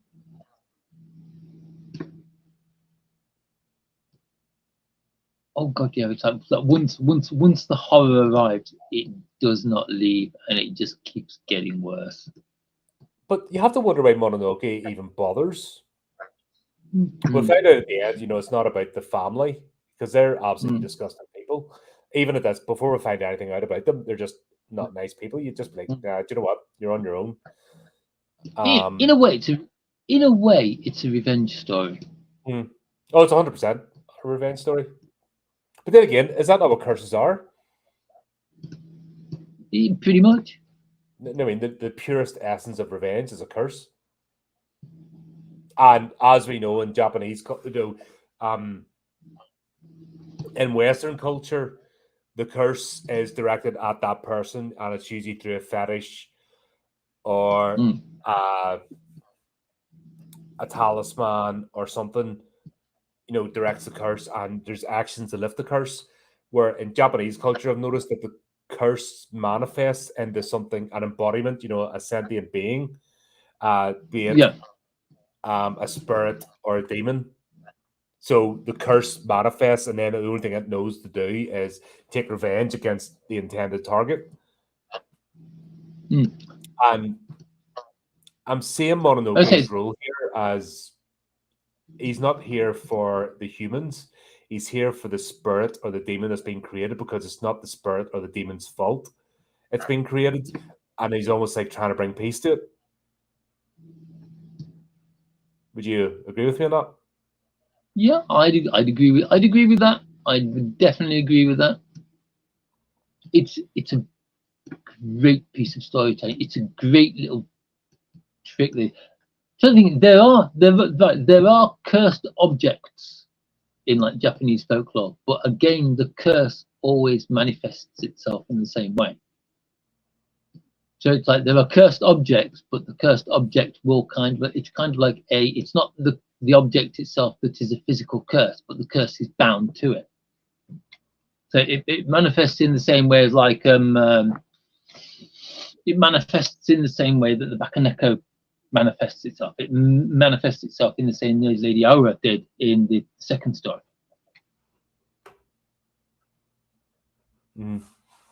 If that makes sense. Yeah, it actually manifests into a being where like I said, in Western culture, it's just the particular item is directed towards the individual. It's not a generic curse. Or Yeah, it's like don't come in here. It's like I'll use the example of a cursed knife. Yeah, in Western culture, the knife will be cursed. Yeah, and it's anybody who's holding the knife will like suffer the knife's curse. Yeah, anybody who touches the knife. In Japanese folklore and Shinto, every single thing in this world has its own spirit. So it's like the knife will have a spirit living within it, and it is the spirit of the knife that will carry the curse, not the knife itself. And the spirit itself can move on or be exercised, or yeah, it's like in normally like I don't keep going back to Hell Girl, but I think that's actually covered in Hell Girl. It's going to be covered in a lot more anime we're going to watch. Yeah, but I think one of our vassals is actually the spirit of a sword. Yes. Accidentally read myself some spoilers when I was looking up our assistants. But this is when you were reading the manga, isn't it? Yeah. Shocking. Oops. And then I had to stop, like, oh no, too much, stop. But that's just one more page. How is one more page going to spoil the stuff? Oh no, what have I done? Yes. It's an easy trap to fall into. I think that's one I'm having a bit of trouble getting my head around. Considering the time period, that this is medieval Japan. It's not 20th century Japan. Because really, it wasn't until the 20th century that Japan had its crisis, if that makes sense, between the modern world and its old world. Yeah, it's basically losing its mind and getting involved in the Second World War. Known as Japan didn't modernize until the late 1800s, early 1900s. By the time of World War I, they were just getting things like trains and electricity into the country. Because Japan isolated itself from the rest of the world for the best part of 1,000 years. Blame the Dutch and the Americans. However, why aren't they believing the presence of a spiritualist? Why are they acting as if it's like? Why aren't they believe like Mononoke? They don't believe that he's a spiritualist, and even though they watch him actually create wards and show abilities, they don't believe him. They're acting as if they're like modern day. I'm guessing. I'm guessing there are a lot of like fakes out there. Yeah, but they're not acting as if he's a fake. They're acting as if they don't believe. That's the difference. That's what I'm having trouble with. Right. Or do they know what's happening and they're trying to stop what we know now we've seen the anime coming out? So I would equate this to The Exorcist. Mm. And that would be like Reagan's family basically not going to the church. You know what I mean? Or not letting the priest in the door. Or the Conjuring series and like them slamming the door in Warren's face. You know what I mean? No, you're not Yeah. coming in here to help. It could be because it's fairly obvious that it's very obvious that they're a high class family, right? So that means samurai are involved because they are samurai horror stories. It could just be they've decided they don't like they don't like him as a person because he's a custodia. He's an apothecary. He's the person who walks around selling medicines. He's coming to their house uninvited. Right? It could just be they've taken a dislike to his face, which is why they refuse to believe him. Because he just turns up on the day of their daughter's wedding. Their daughter dies. There's this unknown guy in the house, and he has a blade. Because that weird, mysterious sword that he carries that you can't draw. Yeah, but they've watched Lady Mao get stabbed to death in midair right in front of them, and he was in the kitchen talking about getting the Lord's pecker up. You know what I mean? Because that's what you do in kitchens. Thankfully, this didn't take over. It was going on a bit too long, if that makes sense. Before they had to accept him. That's the problem with this part of the story. It's obvious that Mononoke is not a peddler. The guise of the peddler is what gets him through life, but he's really an exorcist. And that's his real job, his real purpose. And he turns up when needed. He's guided by destiny. You know what I mean? That's obvious. But to spend too long, like this whole scene with him pulling apart his boxes set, you know what I mean? It just went on for a bit too long. And they spend too long doubting him. And it's I wonder, I judge it, could it be filler? Could it be one of those cases where it's like we've got this story to tell, we've told the story, but we've still got like 10 minutes that needs something in it. It's like we need to stretch it for 10 minutes. Oh, I know, let's make him rip his box to bits. I suppose, but even after ripping the box to bits, it still went on into even part 2. It was a bit like Odijama, for example, is like, is he being deliberately stupid or obstinate, or what's his deal? I honestly think they don't believe him through to episode 3. Because it's like not one of them wants to, even at the end, they don't want to help. You know when like the story and everything that's happened is revealed, they still don't want to help him. So I wonder, is it something to do with like samurai pride and like what's happened in the past? Because it's better to ignore it and pretend it's never happened than own up to it. I don't know. Like I said, it's the only bit I'm having a struggle with. It spent too long denying him. Where it's only 3 parts. You know what I mean? I think revealing more about the story, you know, the actual backstory and the history of these people could have been a better use of the time than just disbelieving them right until it happened. He could have even held back. Like he says basically a demon's here and 3 conditions have to be met. The Kotachi, Makato, and the Kodawari. To me, like he could have spent the first one could have been Kotachi. The shape, you know, the first could have been just revealing the shape of the, you know, accept who he is, and then spend the first episode talking about Kotachi. Yeah. I'd have been happy, you know what I mean? I would have been happy with that. And then just, you know, maybe initial discomfort, disbelief, but just the fact that he was here at the right time and he could have come off with something like, I believe I was meant to be here, you know, blah, blah, blah. Second episode then could have went into Makoto, the truth, get the truth of what happened. And then finally, the third part would have been the Kotawari, the reasoning of the, reasoning with the entity, laying at the rest, or, the revenge being enacted out. I just felt like spent too long disbelieving them or taking up too much of the story with that. And then we didn't really get, I don't think, enough of an explanation on his methods. Mm.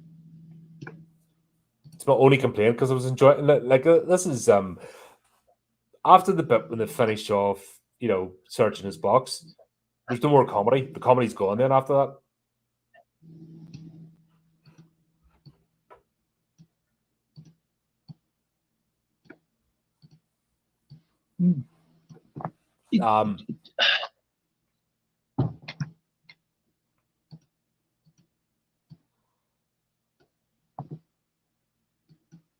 Once again, we'll go into part 2, and basically Mononoke, he's trying to find out, right, okay, so it's a goblin cat because he found the hairs.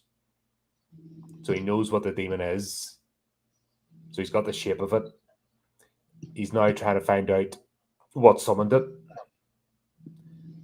And we kind of go around the houses a bit with this one, don't we? There's a lot of, it's, again, I think a lot of it is to do with the family. The family are trying to stop him discovering what this is all about, because it's not until is it in this one? No, it's the third episode. We get the actual reveal. Yeah, but it's just in this one where the one of the servants sees something and goes crazy. Oh, that's Mizu.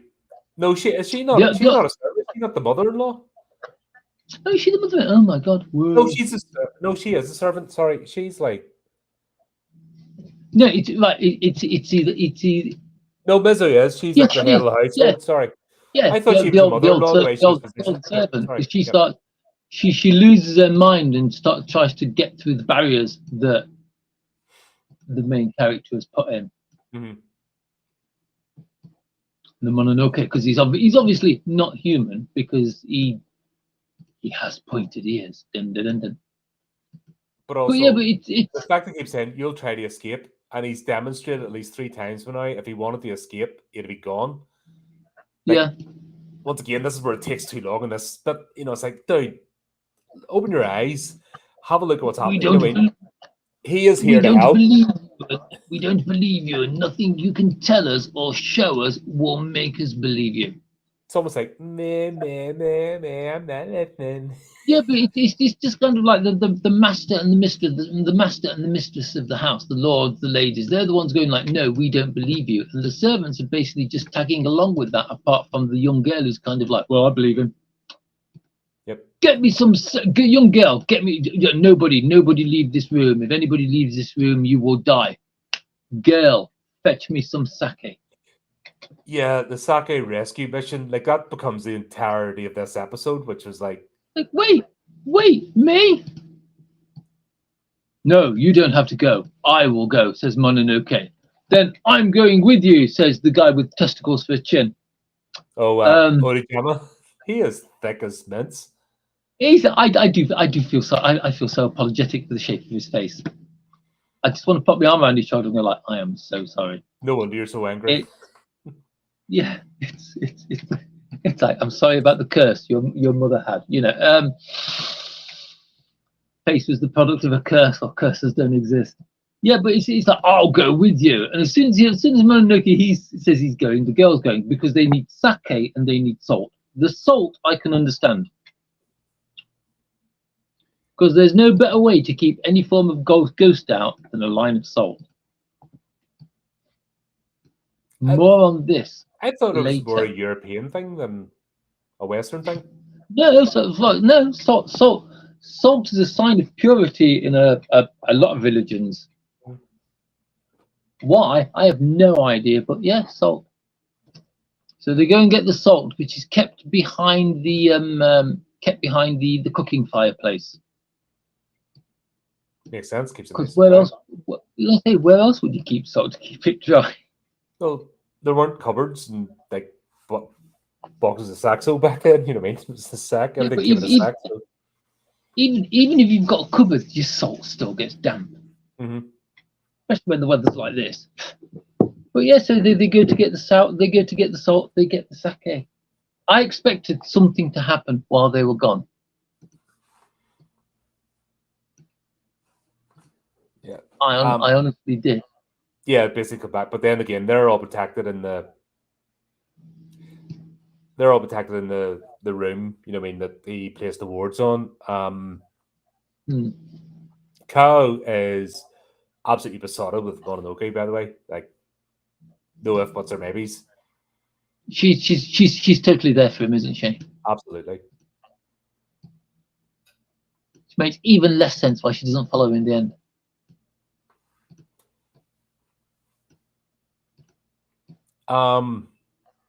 Yeah, we get the idea that basically Sato and Yoshiyuki have been just randomly killing cats.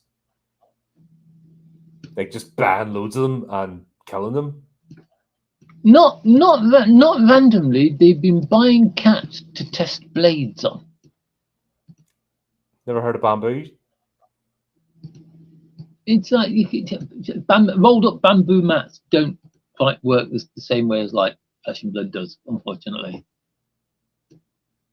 Still, you're only doing that if you're cruel. And I love the way, well, why not dogs instead of cats? It's like, how about just don't? Or Yeah, cats had to be cats.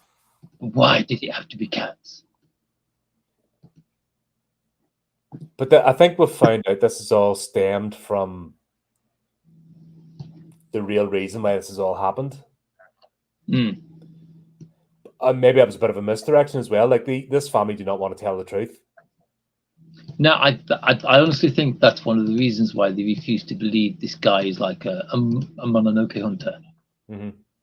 I honestly think they know what's going down. They know what's happening, but they'd rather suffer it than actually tell people what has happened. Yep, or confront it. Well, Because you know what honor's like. It's like it'll be a massive like stain on their honor if what happens gets out. So instead of letting whatever secrets they carry get out, it's far better to die at the hands of a Bakaneko or at the claws of a Bakaneko. mm-hmm. But then why don't they just walk out and embrace it? Oh, they're cards. That's right. They're absolute scumbags at their heart. Yeah. Anyway, if it'll get dealt with and they can still pretend they know nothing about it, you know, these people are detestable. By the way, like even before the reveal, like these people you can just tell are absolute scum. There's two scenes that the entire household, the retinue, the guards get killed outside of that room. Because there's twice we see a flash of a courtyard scene with bodies, but they get no context for it, and they don't walk through the bodies. We don't see a scene where Kyle and that they're walking through, saying that the guards and all have been killed. We'll just get these two. It's the same image, flashes twice. Yeah, but what you notice that the people who've come to pick up the bride are completely untouched, sitting outside. Because they are nothing to do with this household. That's my thing as well, because Waddle makes a comment that their fortune was about to change by marrying Lady Mao marrying into the family. Yeah, because they were she was killed. Because they were greatly they're in debt. They're in massive debt, aren't they? Because they're idiots as well. As usually stupid people are the ones that are cruel and dickheads. You know what I mean? If they were competent, accomplished people, they wouldn't need to be. I think they share a lot of relations in ways that they shouldn't. To be quite honest. Whatever the equivalent of the Japanese banjo is. Ding ding ding ding ding ding. Dueling samisens. Yeah. I've noticed that's the thing as well with snobbery. Snobbery only appears with the useless people who get set into positions, because of who they know, and that are usually the ones that are snobby. People who are accomplished tend not to be stuck up. If someone's built their position on merit, they tend to be quite humble and approachable. Yeah, And I agree with that. And I genuinely think that snobbery is just as a tool used by the incompetent. And that's what this family is. They're incompetent. Their luck's run out. You know what I mean? They've existed. Maybe they've had one great ancestor. Yeah. Who built everything. And they're the ones that are just, just generations of laziness and, indulgence. And now they're at the family's about to fall apart. I mean, they've reached their wits' end. Yeah. But from a historical standpoint, there was some problem in certain Japanese samurai families with inbreeding, because you have to keep the bloodline pure. Mm-hmm. So people would go and marry one line, and then someone from that line would come back and marry the line that, say, the mother or the father came from. It was a massive problem, but all that got knocked out, of course, when Tokugawa basically ended samurai. But yeah, these people, these three are particular idiots. I'm sorry that the daughter, who seemed quite sensible, had to die for this, but was their daughter? Was that a daughter coming into the family or leaving? Oh, she was leaving the family, wasn't she? That was the daughter. That was the leaving, because it's like she would leave. Right. There's a chance that after she left to get married, they'd never see her again, because she was leaving their household to enter the other. Mm-hmm. But obviously, which would have been a lucky escape if it wasn't for like the wasn't for the Bakaneko. Mm-hmm. But obviously, because that event was going to change their fortune, they were going to get money and give it a limbo on. The Bakaneko wasn't having it, and that's what triggered this all off. I love the reasoning that they give in the last episode for why the Bakaneko chose this moment. But more on that later. Yep. But this is the truth, isn't it? This is the Mikado. They're finding out the Mikado of what caused this thing. That's what it's all going about. Yeah. And then this is the bit where Mizu just goes nuts. I love just before this bit. I love the scene where you have like the Bakaneko stalking around the house. I think that is so well done. The fact that he's got like these weird little like magical scale things all around the house, and that's the Bakanekos. That's like the invisible Bakaneko is walking past him. They just kind of like tilting its direction and the bell rings. And they operate like scales because the weight goes to one side. Because Ojinama is like, what do you don't know how scales work? Blah blah blah blah blah blah blah blah. And he's watching Kyle like pick them up, and he's watching them fly and land precisely, and there being hundreds of them, and he's still going blah blah blah blah blah blah blah blah blah blah. It's because he's got testicles for a chin. That's his problem. Yeah, it's like shut up, you idiot. But it was proper chilling. I absolutely love it, and the way he's like the talismans that are on the walls change form as it comes closer and they think he's a fake. And they think he's a fake. They still think he's a fake. But the bit I don't understand is like when the line of salt kind of like thins out, almost like it's pulling back, and gives the Bakaneko access to like the room beyond it. Yeah. I was half expecting Mizu. I thought Mizu was going to break the line of salt. But it turns out the Bakaneko can just. It was like. away goes the salt. Hmm. But I love that scene.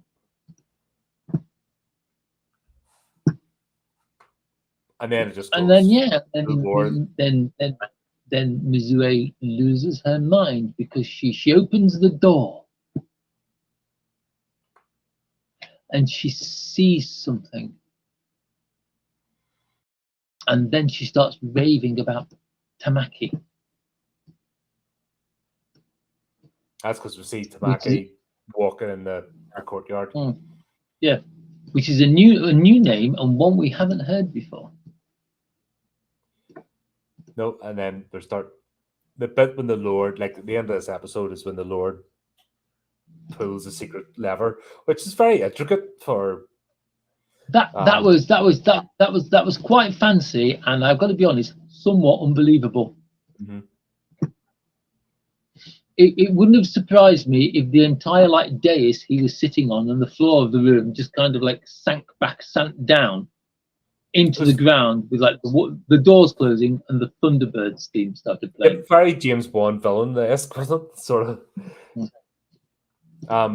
But yeah, we see this door, it turns around and the door is a whole portrait of Tamaki, and then it lifts up. That And was. You've got to be honest though. It was like what, but it was cool. It was definitely cool the way it did it. Mhm. Just very unexpected.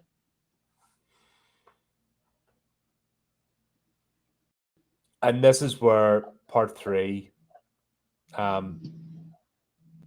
we'll go into the Kodawari, or he's sort of jumbling the two together, but basically we're starting to get the story now, what the hell happened, and you're just like, huh? This like now this is dark. I mean, because it's like we learn the Lord's story about how like the Lord tells a story about how he found a young girl, Tamaki, on her way to her wedding, and he, for whatever reason, he wanted to hear her scream, so he kidnapped her. And during the entire kidnapping, she didn't scream. And when they got back to like his castle, she turned around and fell into his arms and pressed her head against his chest, and they lived together happily. But unfortunately, Tamaki died at quite a young age. What a Not, great what a great story! What a wonderful, heart-rending story. except that's not what happened at all, was it? I was gonna say, over to you, Colin. Ah. So Damn. yes, Katsurama, like what a fucking twisted creature. And this is back. He Yeah. was Lord of the House. This is back when he was a young man. This is back when he was going through his what I like to call his lemon phase. There's a 'Cause girl. I'm pretty sure he was wearing yellow. Who sees a girl, like, it doesn't matter whether she's going to your wedding or not. Who sees a girl in the street as you're going past and going, I fancy doing a bit of kidnapping, because, yay. Well, there's always that Swedish bloke who locked that girl in his basement, but we won't go there. Oh, Fritzl, yeah, but Yeah, I think, who would do that? Plenty of people, but none of them are normal like we are. Yeah, I think he was about broken in the head. You know what I mean?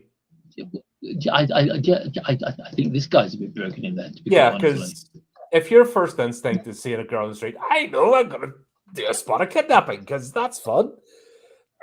Like, fuck off. But not only that there, but having a purpose-built dungeon for said kidnapping. Like, A, was it already built or did he build it? This is where it gets a bit. Like from the way it's all it must have been already built. It had to. There's no way. I mean, something like that would take years to build. Yeah. This isn't the equivalent of chaining somebody to the radiator in the basement. This is purpose-built fucking torture chamber. It's like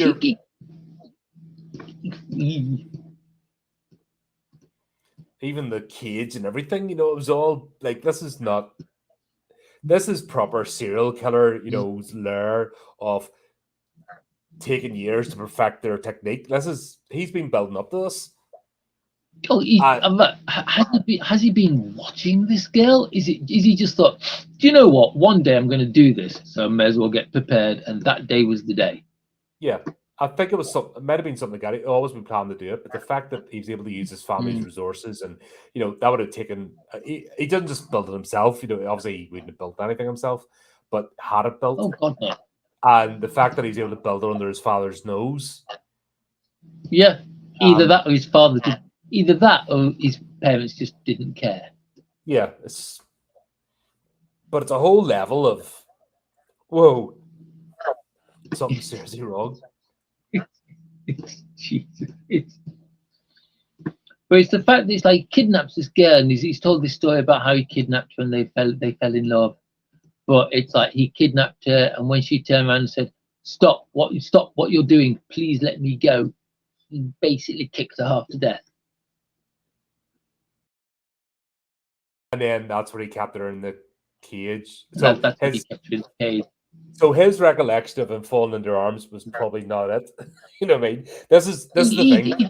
These people aren't telling the truth. They're so trying to make themselves to be the good guys in all of this that they're trying to spin a story where he kidnaps a woman just because he wanted to. Like, there's nothing good. There's nothing good of that. There's no way you can spin that. This is kind of like, there's no way they'll ever be the good guys. It's a waste of time. It's a waste of time them trying to explain it that way. We've probably all made our minds screamed their heart out, and the fact their servants did. Well, I suppose he was a samurai, so that I think with the first two, the first two, because they bowed, straight away and wouldn't move because he's a samurai. The ones carrying the retinue, basically, I think it was clever the way they showed that they were dressed in exactly the same peasant's garb. Yes. So they would stand still and not move, and he could have just had her in the thing, and they would have just stood there and not moved. That was clever storytelling. We had the demonstration, so without exposition, we saw the first two just bow straight away, not move, and then because the retinue were dressed in the same garb, we kind of knew what they expect. But in his mind, she didn't. She fell in love with him, blah blah blah. But I think the reality was that she screamed her heart out, or she wasn't over emotional. She tried to reason with him. But these are scum. This is a scumbag family. These are horrible people. Yeah, because it's like it's quite it's the anime is quite upfront and brutal with the way it doesn't leave anything to the imagination of the way she was treated and what he put her through. It doesn't show you. It doesn't show you, but it leaves nothing to the imagination. And I think I've made this point a few times. I have no problem with gore. I can't be arsed with just shock, like torture porn and shock jock stuff, because it doesn't help the story. In this instance, we did not need to see the brutality. We saw the after effects. We saw her land there. It's like the only time anime will show anything like that is when it's something like Wicked City, Legend of the Overfiend, something that's been created to show that kind of thing. It's like normally if some there's an anime called Now and Then. Now and Then, Here and There. Yeah, it's not horror. Yeah, but there is a young girl in it who goes through hideous, horrible things, and that happens simply because the door closes. I can see that. See, it doesn't show you anything, but the entirety of the horror she goes through is telegraphed by this single. The door opens and she's pushed through it. She turns around. You see the view of her back through the open doorway. There's a guy standing in front of her. The door closes. Did that in Elfin Light? Yeah. With the girl with the dog? Yes. did it in Elfin Lied, so you never saw the actual act, but you got you knew exactly what happened. It's the same with this. You don't need it spelled out for you. You know the brutalities happened, the depravity. Oh, yeah. I mean, you see the aftermath, which is when she finds the cat. The cat creeps into her cage, and it's like, for some reason, cats keep getting into the dungeon where she's being held, and they are the cats she is killing. And that's the story of all except that the last one, which escapes, because there's a scene where she like, and then she finds the kitten. Then she finds the kitten. Yep. And that almost keeps her going. Her feeding it and bringing it to adulthood. And this is where the story, it's not Tamaki herself, it's the cat who finds herself in this position and just feels nothing but pure love, you know what I mean? Because I think this is what's keeping Tamaki alive, is actually, despite all the brutality, is pouring her love, what's left of it, into the cat. Because of her and the sacrifices she makes, the cat escapes. But the cat actually tries, and this is the bit we know the cat is actually the manifestation, because the cat tries to protect her at the last and scratches Katsuyama, or the father. No, Katsuyama's father. Because Katsuyama's father finally finds out that he has a secret torture dungeon. And he's more annoyed that he's doing it with a commoner. Yeah. So you could have any girl. Why this one? I mean, it's the fact that his father is more angry at the fact that he's kind of like brutalizing someone below his status. Yeah, it was very twisted. It just tells you what these people are like. Yeah. Not the fact that he has a torture dungeon. Yeah. An elaborate one, you know, and he's been planning for this effect. You know, anyone normal would be like, you need to go in a padded cell and never come out, or you need an injection or swinging from the gibbet. You know, you don't belong in human society. No. I think like the father, also being a samurai, yes, would have worn a pair of swords, and that was the perfect time to use them. But he did, because he's but he didn't, because, you know, filial loyalty and all that lot. Yeah, and this is the downfall of the family. You know what I mean? This is the line going sour. Somewhere along this family tree, they've went sour, and this is it. It starts from the father. He's just a pure form of it.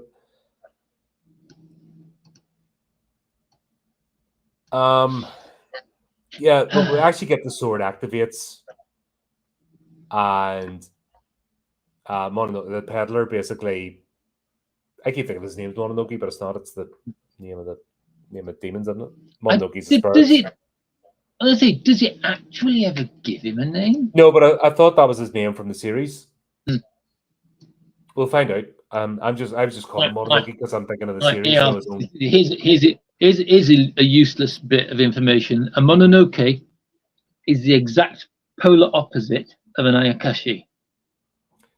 So it's not Ayakashi, Ayakashi are water spirits. Back in Mononoke are earth. There you go. It's my useless fact of the day. Right. So the peddler then doesn't have a name. Okay, fair enough.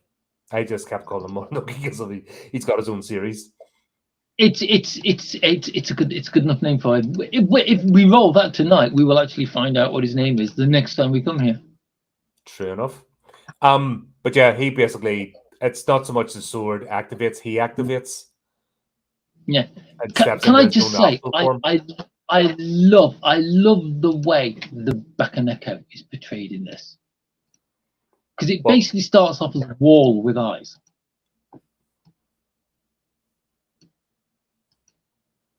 Then there's a bit where it's kind of like it's almost like it corrupts the wall, and you can just see its eyes. Mhm. and then it just kind of like extrudes out the wall as like a block. And then within the block, you can see like the shape of like the cat itself jumping and leaping about. It's almost like it's a herd of cats, or it's like every cat and no cats at the same time, and um. But before he battled, like I love the way it's not a straight out battle. The Beck and Echo basically brings the peddler and tells him a story. You know, I mean, that Yeah. shows him what happened. Through the cat's eyes. See, that's why I say that. That's why I say the cat. It's like Lady Tamaki's last cat must have survived, or it So wouldn't be able to show him the. it scratched the Lord and escaped, but obviously it went and lived its life, and it became like it led the curse and became an Oh, entity. what's it? It's like right. How do you become a demon? Bakemono is basically a type of demon. How do you become a demon? Hate turns you into a demon. Mm. Because all curses are fueled by hate. So it's like basically the hatred of these people is what has turned a simple cat into a monster. The stronger the hate, the more powerful you are. So just how much does this cat hate these people? No, absolutely, and it's understandable when you see what type of depraved idiots they are. They don't deserve life. I didn't enjoy the sword bit. I thought it was a bit cartoonish considering how dark this was. Yeah, I think the combat between, we'll call it Mononoke. The combat between Mononoke and the Bakemono, I think, could have been done a lot better. I think they tried to make it look like incredibly flash and incredibly, because like I say, there's some really good. It's mostly used in buildings and when they're changing scenes, but there's some really good CGI in this. And I think they thought, you know what? While we got the CGI, we'll try and make something fancy out of this battle. And they really should have just stuck with traditional animation. Just had it open. That was enough. Just have the gems glow a bit and then open. The voice, the thing speaking was just like, no, don't do that. Please don't do that. It's when he was going up, when it was like it started coming through and it just kind of went clunk and kind of like chomped its jaws. I was like, oh, this could end badly. Thankfully, they glossed over it. I don't mean for the back of the neck. Yeah, it kind of like it was it weird thing to say. It was very cartoonish. But at least it didn't take over the whole thing. No. The bit basically where it told a story, rather than just being a straight out fight, it brought Mononoke in and just told a story. That was cool. Because I missed the bit. Oh yeah. I missed the bit where the demon explained why it chose this moment. Right. The reason I already had it it in chose my head why. Right. The reason it chose this moment was because their daughter was getting married, and it could not stand seeing a bride leave that house. Because if you think about it, Lady Tamaki went in there a bride and never came out, and now they're sending their daughter off to be married. So it was similar to what I thought, that basically by the bride leaving, it was going to change their fortune, where they were already falling apart. The curse was working subtly, if that makes sense. Yeah. And they were destroying themselves, but this was they were getting a lifeline, and it was basically I don't think them losing their money was a curse. Them losing their money was just because, like, they're so they're basically but they're falling apart. Basically, the line was going to end itself. Does that make sense? It was going to work itself out in their lifetime, but the wedding of Lady Mao was going to change it and give him more life. And there's something about that. And yeah, the bride leaving the house as well. I think that was the whole catalyst. Yes. If she wasn't going to get married, I think the Beckoner would have just Yeah, left them alone because they would have destroyed themselves. Things would have stayed ticking along as they always had been. Yeah, and they would have But destroyed themselves anyway. But because they were because not so much themselves, because they were sending off someone off to a better future. Mm-hmm. Because like because a bride was leaving their house before a bride wasn't allowed to leave their house. That is what triggered the Beckoner to try to kill them. Fair enough. And I'm glad they succeeded. Yeah, it sort of ties in. It was the whole catalyst was that I would have left them alone, but it was very emotional.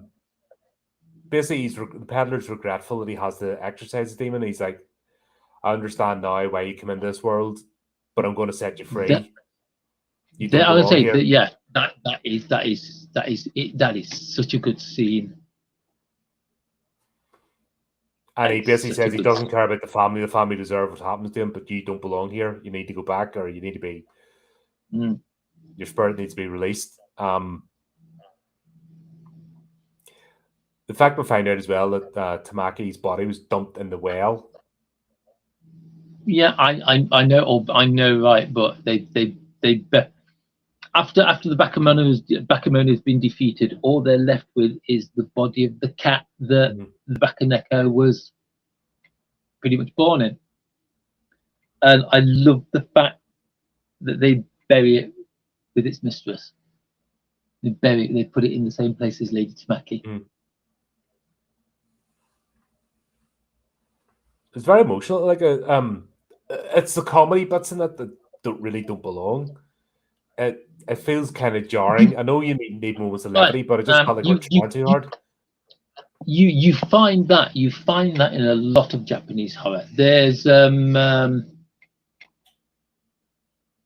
never mind. That can be a surprise. I was going to spoil something then, but I've decided not to. No, you would love to know. But yeah, it's you find humor in a lot of Japanese horror, sometimes in really inappropriate places. I think that's just the way that Japanese horror and humor work. Possibly. I just felt it was very forced in this one. It's the only thing. If I had been too much of it, I would have taken away from this story, which was a very powerful. Yeah, but being the fact that all the humor is in the first episode, yeah, and then it's like Bakeneko Part 2, all the lights go out, right? Could that be to draw the viewer into a false sense of security about just how? Because you've got to be. It's like the first one, the first episode is like pretty much slapstick. Yeah. The second episode is really serious. The third episode just takes serious and just throws it off the cliff of darkness. It just twists. So it's like a step down from 1 to 2, followed by cliff. But I wonder if the first episode is there to just kind of like lure you into that false sense of security of what kind of show this is going to be. Could be. Hope so, because I think that's why the comedy, the only comedy that kept on after that is between, damn it, the young girl, and I'll call him the guard. You know, the one. Oh, the Jimmy. Yeah. Dum.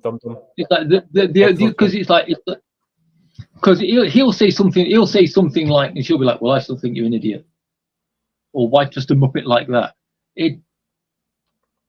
That is the only humor that continues. The humor between like the sniping between those two. Yeah. And it's like when you go from like the fantasy that Lady Tamaki was loved to the fact that Lady Tamaki was basically like kept in a dungeon against her will kept in a dungeon against her will her entire life, and then pretty much killed. They did murder her, didn't they? The father murdered her. The father murdered her. When he discovered, it's kind of like Not the fact that his son has a purpose-built torture chamber, fucking dungeon. You know what I mean? But the fact that he's doing it with a commoner. Below their station. Come on, they are samurai. That's the bit. Yeah, but that's the bit you get upset by. Yeah, that's the bit. That's the bit. That for a lot of people would be the culture shock moment. Yeah. Wait, what? But it's the bit. The ending is sad, but the bit at the end where it's kind of like everyone's like, well, There's nothing left for me here. I'm gonna go back to my parents' house. Oh, you're going back to your parents' house? I'm gonna go and live the rest of my life happy with my wife, and that kind of thing. It's like all this shit has happened, but you know what? There's still hope out there. Yep. That's why she didn't go with him. She went back to her parents' house to work on the farm. Yeah. I just felt like if this is going to be a series, they'd make a good retinue. They had to make good companions for him. No, that's a big good introduction. It's like he's C3PO, she's R2D2. Mm-hmm. Yeah, I could see that. You know what I mean? If you like Akira Kurosawa films, you know the guy who did the Seven Samurai, Ran, Kagemusha, those kind of things. Watch a film of his called The Hidden Fortress. It's a story about a land owned by a samurai lord is being attacked by an army. So he sends his daughter off with two of his samurai to travel to a fortress which is hidden in the mountains where she'll be safe. Within 10 minutes of starting to watch it will remind you of Star Wars, because it's the film that Star Wars is based off. All right. Wouldn't surprise me. Yeah. Mm-hmm. I was still for something the else. man himself has admitted this.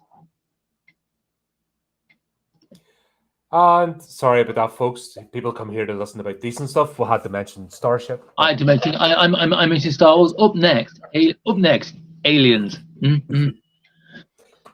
No, even I'm not that bad. I am not doing season 2. I don't give a shit. I can't. It's like it started off so well until it got like, you did episode 1. He's like, this is okay. You did episode 2. This is still okay. But I did episode 2 straight after. I did 1 and 2 together, and that's what I didn't. Yes. And episode 3, the wheels came off, the doors came off, the roof caught fire. But it's okay. It's okay, because then you can watch things like Ayakashi, which will again prove that there is like creativity in the world and it is good.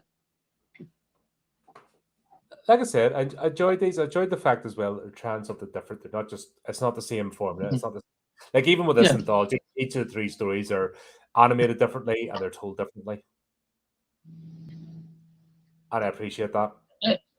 I guess the glorious thing I think about anime is the way that they're stories that we can understand, but they're told in ways that we wouldn't necessarily tell them. Yeah, because it's the whole point of another culture. They're coming out of a completely different culture.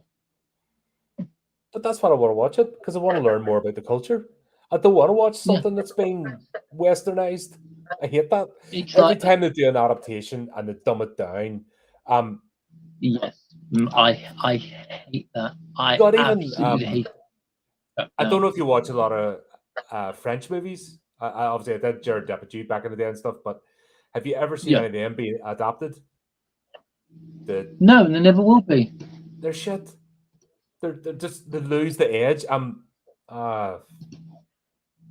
Speak to evils. Obviously in Dutch, you know what I mean? Anytime it goes across the water to get remade or reimagined, it just means watered down and made dumb. It's like looking. I go still horror. I absolutely hate the American version of The Ring. To me, it doesn't have the impact of the original. I didn't hear it. I reviewed it. Cameron and I reviewed it years ago on the channel. I didn't hear it. I thought it was at least a decent attempt. However, yeah, it's none of the Ringu. If you watch Ringu, it does not compare to The Ring. The Ring is so watered down. It's just the way they did the makeup and the horror in Ringu is can't be compared. I'll never feel like I'll never forgive them for what they did to Sadako. My Sadako sits over there. Up next, Sadako body pillow. I mean, talking about what's up next, shall we have a look? Oh my God! That's it. It's time to bring out the wheel. I have to find a way to. I think you can. I need to play about with this at some point. I think you can amend this and adapt it. But we'll see. Anyway, shall we spin it? Let's spin it and see what we get. Okay, here we go. In 3, 2, 1. Boink. Gotta be honest, I am quite excited to see the end of this because I did really enjoy it. Zob 100 bucket list. Oh my God! Talking about comedy and horror. That was one of the first out. That's one of the first things I've added to the list. I think it was. I remember when there was only like 3 or 4 things, and it was like, yep, Zom 100. It's right. Zom 100 is the story of a salaryman, like an office worker, in an abusive company, who wakes up one morning and realizes the world has ended because of the zombie apocalypse. However, he looks at the television reports, runs to the window, looks at the window, sees the zombies ripping people up on the streets, turns around and says, I don't have to go into work today. God, there's a live action version of it as well. Japanese zombie comedy, manga series, anime, and live action film about a man named Akira Tendo. Wouldn't surprise me. But yeah, but he writes, he's like, right then, well, we're all gonna die. And he writes this list of things he wants to do before he dies. And the entire series, film, everything is just about the manga is all about him doing the things that he wants to after the zombie apocalypse. Yeah, that's I think we're gonna have fun with this one. It's great. I love it. So what have I got on? Sorry, excuse me. It's also got an awesome theme tune.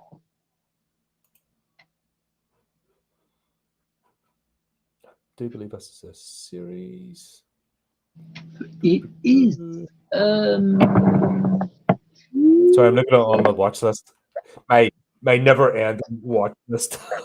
Because as soon as I get one watched, another 5 appear. Yeah, the problem is it's like you'll be there doing your watch list. While you're watching your watch list, something else pops up and you're like, oh, that looks good, and you add it to the watch list. So 100. Oh yeah. That's Corpse Party. Where the frig are you hiding now? Oh, let's go back to 1.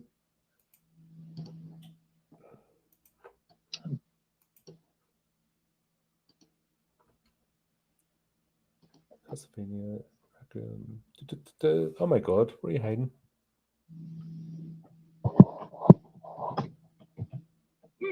Oh my. Maybe, shit. It's vanished. I need to look it up. Oh, go away. Dun, dun, dun. It was there. It always does. That's every time I go to. Oh, it is a citing question. Yep. Find it. Oops. The only thing that annoys me is you have to go into watch now, and it starts playing the first episode. And you just try to find... it popped up like 101 adverts. 12 episodes. 12 episodes. That's right. So that'll be 2 streams. Right, well, I'm just checking. And then we'll probably we might look at the. That might be a watch party, the live action one. Imagine the chaos. Getting into these watch parties. It's like we're going to watch the entire series of a watch party. Everybody put 6.5 hours on one side. Oh yeah, we're gonna wait. We'll do it over 2 weeks, 6 episodes at a time. It'll be fine. Yep, that's all cool. So there you go. That's what we've got next. Fun times ahead. Oh yes. So there you go. We'll get that set up. Obviously, don't forget, folks, you can watch these. We'll put these at least 2 weeks ahead of time, so you can check them out. Watch them and join in the chat. That's why we've scheduled the stream so far ahead, is to give people a chance to watch the thing, so you can join in the conversation. You're more than welcome, and especially if you've seen what we're talking about. But Flea, thanks as always, mate. Always great to have you, and thanks for everybody for Always a watching. pleasure, sir. Everyone turned up, still lurking there.